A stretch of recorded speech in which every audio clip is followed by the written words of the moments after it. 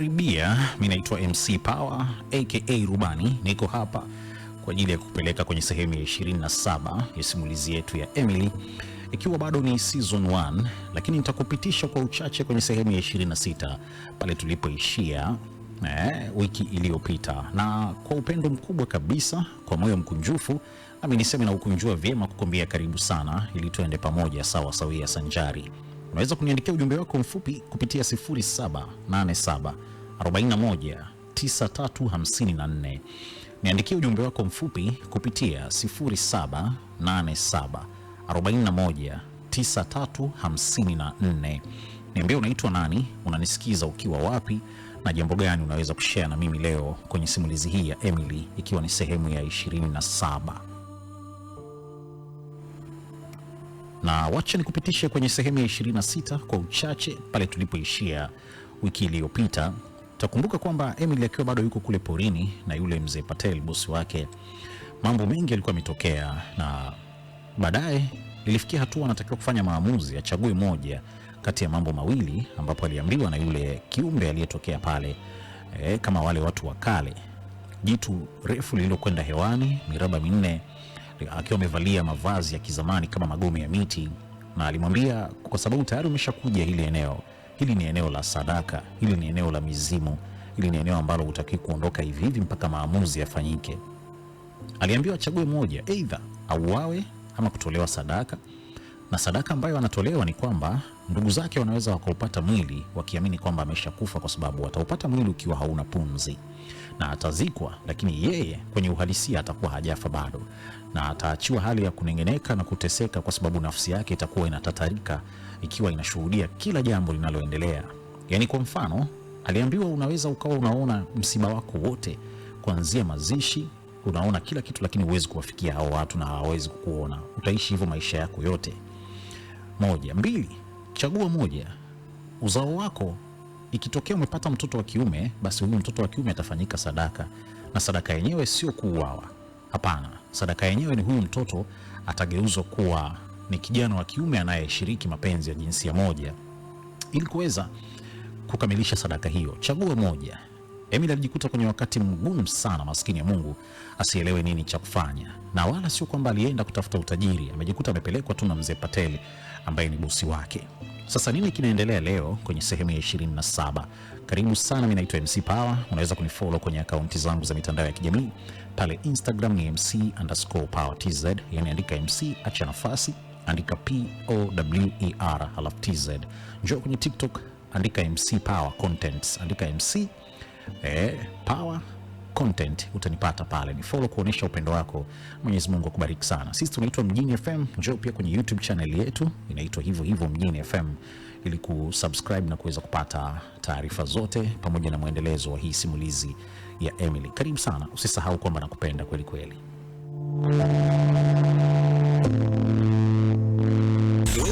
Mjasiriamali au mfanyabiashara wa kati, inawezekana ikawa mfanyabiashara mkubwa pia, na mara nyingi huenda ukawa unajiuliza kwa nini bidhaa zako ziwe na alama ya ubora ya ZBS. ZBS, taasisi ya viwango Zanzibar, inakukumbusha umuhimu wa bidhaa zako kuwa na alama ya ubora kwa faida yako. Alama ya ubora katika bidhaa zako itasaidia kuingia kwa urahisi katika soko la ndani na la nje, itakuwezesha kuhimili ushindani wa soko kwa wakati wote, kumthibitishia mlaji kuwa bidhaa yako inafaa kwa matumizi yake, na kukuza jina la biashara yako sokoni, huku uaminifu ukiongezeka kwa wateja. Alama ya ubora itakupa fursa ya kuingiza bidhaa zako katika maduka, supermarket, taasisi kama maskuli, hospitali na kadhalika. Itakuwezesha kupata mikopo ambayo itainua biashara yako. Kwa maoni zaidi, fika katika ofisi za ZBS zilizopo Maruhubi Unguja au Pemba Kinazini Chake Wete na Mkoani. Unaweza kufanya mawasiliano kwa barua pepe info@zbs.go.tz au tembelea tovuti yetu www.zbs.go.tz. Kumbuka, alama ya ubora kutoka ZBS ni thamani ya bidhaa yako.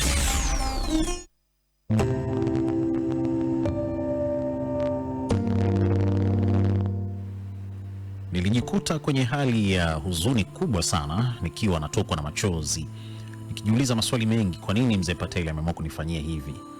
Lingekuwa jambo la busara sana kama angenishirikisha tangu mwanzo, yani angalau na mimi niweze kujua kwa nini naenda maeneo haya.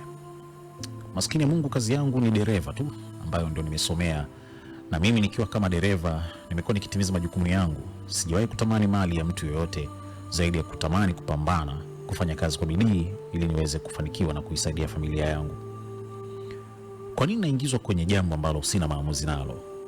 Sikatai, ni kweli hakuna mtu asiyependa mali, hakuna mtu asiyependa kuwa na pesa nyingi ama kufanikiwa. Lakini mimi sikuwahi kutamani utajiri wa namna hii. Basi lile jitu liliendelea kuniangalia likiwa limeniacha mimi nifanye maamuzi kati ya yale ambayo nimeambiwa nichague. Aidha kutolewa sadaka mimi mwenyewe, ama pengine uzao wangu wa kwanza, mtoto wa kiume atakayezaliwa, basi atafanyika hivyo anavyotakiwa kufanyika. Nikajikuta nawaza sana kuishi kama baba mwenye mtoto wa kiume mwenye tabia na mienendo kama hiyo. Nitamwangaliaje? Nitamtazama vipi? Nitawaambia nini watu? Ama nitajivunia vipi mtoto ambaye anaweza kuendeleza ukoo wangu akiwa na tabia kama hizi? Na tena sio kwa kupenda kwake, yani kwamba mimi nilitoa sadaka ili niweze kufanikiwa. Unawezaje kuwa mtu mwenye amani kwenye maisha ukiwa unaendesha magari ya kifahari, unajenga majumba, unafungua biashara kubwa kubwa, lakini unafahamu kabisa haya yote yanatokana na mtoto wangu wa kiume kufanya matendo kama hayo? Lakini nikawaza pia, nawezaje kujitoa kwenye huu mtego? Baadaye nikaamua kukubali tu kwamba sawa, uzao wangu wa kwanza basi ufanyike hivyo unavyofanyika. Nilifanya hivi maamuzi haya ili nitoke tu kwenye lile eneo, alafu nikitoka nje hapa nikaangalia namna ya kutafuta msaada, namna gani naweza kusaidiwa. Nilivyokubali, basi lile jitu liliniangalia sana, na baadaye nikajikuta nimetokea upande wa pili wa ule mti ambako mzee Patel pia aliwahi kupelekwa mara ya kwanza kabisa. Nilipofika kule nilikutana na watu wengine ambao ni kama wanafanya ibada. Walikuwa wamevalia mavazi meusi, mavazi ambayo yanatoka juu mpaka chini yakiwa na kofia kabisa. Wameinamisha vichwa, maana yake huwezi kumuona mtu usoni na kumtambua ni nani. Kadiri nilivyokuwa nazidi kuangalia, niliona ni watu ambao wana maumivu makali, japokuwa inaonekana kwenye dunia ya kawaida wana mali, wana maisha mazuri. Nikapewa vazi na mimi niweze kuvaa. Nilivaa lile vazi. Baadaye alitokea mzee mmoja katikati ya wale watu waliokuwa wameinamisha vichwa. Yeye akanifuata uso kwa uso na kunitazama. Karibu sana kijana, karibu kwenye dunia ya kujivuna, karibu kwenye dunia ya kupata unachokitaka, karibu kwenye dunia ya kuishi maisha ambayo wengine wanayatamani. Umebahatika kupata nafasi kubwa sana kufika huku, sio kila mtu anaweza kufika. Sasa nakupatia kikombe hiki ambacho unatakiwa unywe kilichopo ndani bila kuhoji ni kitu gani, na wala usiwe na mashaka yoyote. Tafadhali utakaposhika hiki kikombe kupeleka mdomoni ili kunywa, usikishushe, hakikisha umekunywa mpaka umemaliza hicho kilichopo ndani. Niliogopa sana. Nilipotaka kufungua mdomo ili kuhoji chochote kile, nilizuiliwa kwamba sikutakiwa kuhoji. Baadaye nilipewa kile kikombe. Nilihisi ni kizito sana, hata mkono wangu ukawa unatetemeka. Nilihisi giza, macho yangu yalipata ukungu mkubwa, nikiwa sielewi ni nini ambacho nimeshika. Baadaye niliwasikia wakiwa wanaimba nyimbo kwenye lugha ambayo sielewi, na wote wakiwa wanaitikia. Nilidhani tu kwamba pengine ni sehemu ya kusherehekea kunikaribisha kwenye chama chao ambacho sielewi kinahusika na nini zaidi. Nakumbuka tu kikombe kilikuwa kina rangi ya dhahabu. Baadaye nilichukua kile kikombe nikiwa nageuza shingo huku na huku, pengine naweza kuona sura ya mtu yeyote katika wale walioinamisha vichwa, ama pengine anipe hata ishara. Wakati naangalia kushoto na kulia, nilifanikiwa kumwona mmoja kati yao akiwa ameinua shingo kidogo na sura yake ikiwa inanitazama. Huyu bwana alionyesha kama anatikisa kichwa kunionya kile ambacho nimeambiwa nifanye. Lakini baadaye huyu mzee ambaye alinipa kikombe akanisogelea uso kwa uso na kuniambia, fanya ulichoagizwa, muda unakwenda na mizimu inasubiri. Nilivuta pumzi, nikajisemea moyoni, Mwenyezi Mungu nisamehe na unisaidie nitoe kwenye hili balaa ambalo liko mbele yangu. Walianza kupiga makofi na kunishangilia kwamba mimi ni jasiri. Kweli nilifanikiwa kuinua kile kikombe nikapeleka mdomoni. Yaani kupiga tu lile gudu la kwanza, niligundua kwamba ile ni damu, kwa sababu damu inafahamika. Hata ukipeleka tu puani ama mdomoni inafahamika. Halafu ni damu ambayo mbichi kabisa.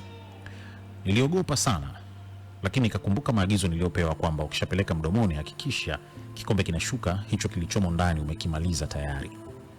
Niliogopa sana, lakini nikafanikiwa nikiwa nimejaza damu kwenye mashavu na ya meza mdogo mdogo bila kuwa na haraka, kwa sababu nilikuwa naogopa Kikombe kikawa kimeshamalizika, nikapokelewa kikombe, wakawa wananipigia makofi na yule mzee akiwa ananiendelea kunisisitiza meza yote. Nilipo meza yote, walianza kuondoka mmoja mmoja, baadaye nikabaki mimi na yule mzee ambaye alinipa kikombe. Walitokea mabinti wawili wazuri sana, wenye muonekano mzuri, sura zilizoumbika haswa, wakiwa wamemsindikiza huyu mzee. Mzee aliniangalia na kusema, kama mwanaume ambaye umechagua kuwa mwanaume kamili, sikiliza nikufundishe jambo. Kabla hujaingia kwenye hii dunia, unatakiwa kujua mambo makubwa matatu. Jambo la kwanza, utajiri hautaki mtu muoga. Unaelewa? Nilikuwa naitikia kwa kichwa tu, kwa sababu muda wote nilikuwa nahisi kama nina ganzi kwenye meno na ulimi wote nilikuwa nausikia ukiwa na ukakasi. Nawaza, ni damu gani niliyokunywa? Mbona mbichi? Ni kama mtu ametoka kuchinjwa sasa hivi. Na kama sio mtu, ni mnyama wa aina gani? Nilijiwazia mambo mengi sana, nikajikuta kila kitu ambacho mzee ananisemesha namuitikia tu ndio. Akaniambia, unapoingia kwenye wanaume kamili, ni lazima pia utambulishwe kwenye dunia ya ulijari. Ulijari wa huko mlikotoka ni tofauti na ulijari wa dunia yetu. Sasa unaona hawa mabinti? Nilimwambia ndio. Akasema hawa ni mabinti ambao kabla hujaondoka na kurudi kwenye maisha ya kawaida, lazima ushiriki nao tendo la ndoa. Wote wawili kwa wakati mmoja watakuhudumia kama mfalme. Tunataka tuangalie nguvu ulionayo. Utakapolala na hawa mabinti, sisi tutajua, kwa sababu ni automatically tutaelewa kwamba wewe una nguvu kiasi gani, ili uweze kuongezewa nguvu pia. Kila nilipotaka kuuliza swali, sikupewa nafasi ya kuuliza. Baadaye wale mabinti walinichukua na kunipeleka sehemu pembeni kabisa ya lile eneo. Ilikuwa ni giza tu, lakini baadaye niliona mwanga. Ni kama niliingizwa kwenye chumba fulani. Kwa muda huo nilikuwa nadhani ni hali fulani kama ya mazingalaombwe fulani. Mazingalaombwe ambayo siyaelewi, lakini ni chumba kizuri chenye muonekano mzuri kama nilivyozoea kuangalia kwenye tamthilia ama kwenye hadithi mbalimbali za maisha ya wafalme. Nilipelekwa mpaka sehemu ambayo unaogeshwa, ni kama jakuzi fulani la kienyeji ambalo limekaa kama mtumbwi. Niliogeshwa pale na wale mabinti na nikawa mpole kabisa. Baadaye nilikuwa nawaonesha kwa ishara tu kwamba nahitaji nisikutue mdomoni, najisikia vibaya. Walinikatalia, wakasema haitakiwi. Nilipotamani kuinua midomo yangu ili niweze kuongea, nilipata hali fulani kama ububu na sauti ikawa haitoki. Kimoyomoyo nikawa namwambia Mungu, nisaidie, usikute hii damu niliyokunywa imenikata sauti na kuwa sina kauli tena. Niliingia kwenye uoga mkubwa, lakini baadaye ilibidi nikubaliane na hali. Nikaona ngoja nifanye kila kitu ambacho nimeagizwa, ili mwisho wa siku nijue nini kinaendelea. Kweli nikajikuta nimeshiriki tendo na wale mabinti wote wawili, tena kwa furaha kubwa tu. Baadaye wale mabinti waliondoka na kuniacha peke yangu. Nikamaliza kuoga, nikaletewa vazi jingine ambalo nafanana sasa na wale ndugu zangu ambao walikuwa wameinamisha vichwa. Huyu mzee akanitoa pale na kunipeleka sehemu nyingine. Akaniambia, kaa hapa kwa muda, halafu atakuja kuchukua Mr. Patel ili muondoke muendelee na maisha yenu. Ratiba, utaratibu na mipango yote aliyekuleta atakwambia nini cha kufanya. Niliitikia tu. Kweli baada ya kukaa pale kwa muda kidogo, alikuja mzee Patel akinipa mkono na kuniambia, hongera sana, sasa umekuwa imara. Alinikabidhi ule upanga ambao muda wote nilikuwa nao, maana kuna muda ulikuwa umechukuliwa. Tukaondoka, tukarudi mpaka eneo lile la mti, na safari ikaanza ya kutoka pale kuelekea sehemu tuliyopaki gari. Kuvuka mito kama kawaida, mapori, na tukafika kwenye gari. Nilipofika tu kwenye gari ndo niliweza kuzungumza. Basi nikajikuta nimetapika sana, nilitapika vitu vyeusi, ni kama mtu ambaye amekula uchafu wa hali ya juu. Aliniambia pole sana akiwa ananipiga mgongoni. Baadaye alinipa maji, nilisikutua sana.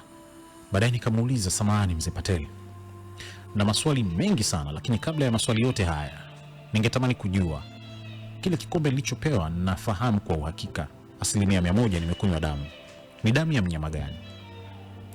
Mzee Patel alicheka sana na kusema, huku ulikoingia ni kama masomo. Sasa hivi ndio kwanza huko degree ya kwanza. Huku kuna maisha yanaenda mpaka degree 50. Wewe ndio kwanza degree ya kwanza. Usitake kujua ni damu ya nini uliokunywa. Lakini naweza kukujibu kitu kimoja tu, kijana wangu Emily. Wale mabinti uliopewa kwa ajili ya kulala nao, kitendo cha kulala nao tu tayari umeshabarikiwa na miungu yetu. Maana yake utakuwa mwanaume mwenye nguvu kubwa mwanaume mwenye mvuto sana kwa wanawake, lakini pia mwanaume ambaye una uwezo wa kushiriki tendo kwa nguvu kubwa, na hata uzazi wako kuanzia hapa utakuwa ni wa kutosha kabisa.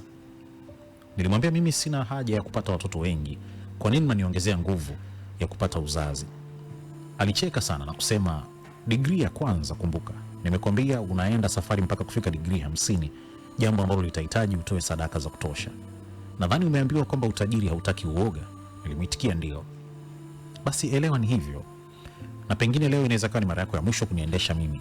Huko tunakoenda utakuwa na maisha ya tofauti na wewe utaendeshwa. Nilivuta pumzi nikiwa nimeshika kiuno. Ni kweli haya ni maisha ambayo nayatamani, lakini haya mambo ninayoambiwa na mzee Patel yananitisha sana, kwamba natakiwa nije kuwa na uzao wa watoto wengi kwa sababu sadaka zitahitajika sana mbele ya safari. Niliingia kwenye gari nikawasha.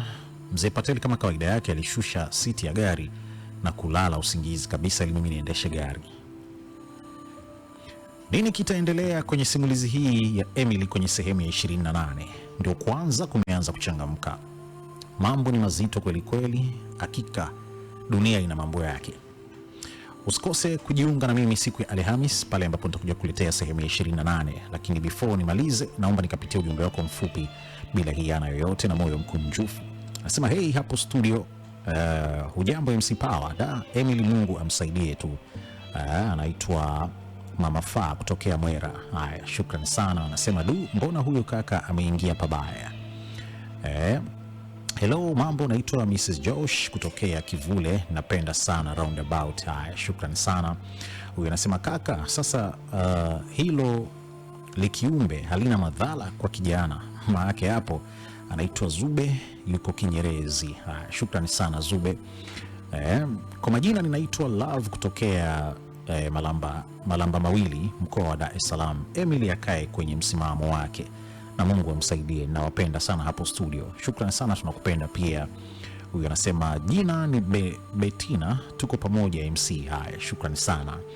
Naitwa Zube Sera kutokea Chwaka. Anasema nakukubali sana kaka. Haya, asante sana, nzuri sana lakini anasema muda hautoshi. Haya, sawa, litafanyiwa kazi. Simulizi ni kila siku za Jumanne na Alhamis. Kila siku za Jumanne na Alhamis kuanzia saa 12 na dakika 20. Anasema kaka, mimi naitwa Hamisa. Simulizi ni tamu sana, tunaomba tuongezewe muda. Haya, sawa. Anasema naitwa Ima.